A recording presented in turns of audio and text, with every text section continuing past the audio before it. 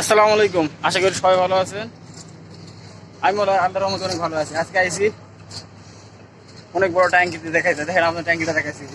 দেখেন জাহাজে বিমান লেখা রাখছে, কোন দিকে বাতাস বেশি কোন দিকে কম এটা বলে দেবো। এটা দেখেই মাইক হরেন কত ট্যাঙ্কি, কত টনকে টন ইয়েছে সোয়াবিনের দানা, ওইভাবে সোয়াবিনের ভুসি, এগুলো সব খালি করার জন্য জাহাজ দাঁড়িয়ে রয়েছে ঘাটে। এগুলো খালি হবো।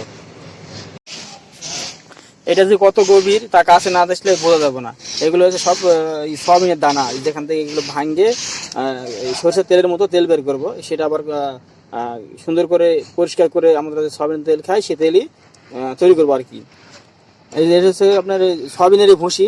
এখানে ছেলে মেয়ে উভয় কাজ করে, এক একজনের ধুলা ময়লা মনে করেন সাদা হয়ে গেছে, এরকম অবস্থা। কাছ থেকে দেখলে শুধু বোঝা যাবো, দূরে থেকে এটা কখনো বোঝা যাবো না। আর যে ভাইরা দেখেন বস্তা নিয়ে যে এইভাবে ঘুরে যাচ্ছে উপর দিয়া, একটা কাঠের উপর দিয়া, এতে কলিজা আছে। আসল তো হিরো এরা, বাংলা সিনেমা যারা অভিনয় করে তারা তো কোনো হিরো না, আসল হিরো হলো এরা। এই এক কাঠের উপর দিয়ে নাম ইচ্ছে, এক কাঠের উপর দিয়ে ঘুরে ঘুরে, রশির উপর ঝুলে আছে কাঠ, সেই কাঠের উপর দিয়ে ঘুরে ঘুরে ভাইরা যাচ্ছে। তাহলে দেখেন কত সাহস এদের বুকে। আমি তো এর উপর দিয়ে হাঁটতে পারবো না। আমি উপর গেছিলাম, উপর দিয়ে হাঁটতে পারি না, ভয়ে এমন অবস্থা হয়ে গেছে, আমি হাঁটতে পারি নাই। আর এই ভাইরা বস্তা নিয়ে নিয়ে উপর দিয়ে হাঁটা আসছে, তো এদের কলিজা আছে বলতে হবে ভাই।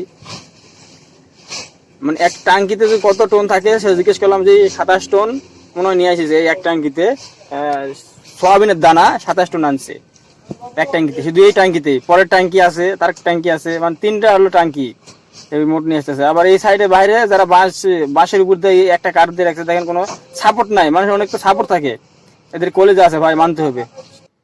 সবাইকে অসংখ্য ধন্যবাদ আমার এই ভিডিওতে দেখার জন্য। সবাই ভালো থাকবেন, আল্লাহ হাফেজ, আসসালামু আলাইকুম।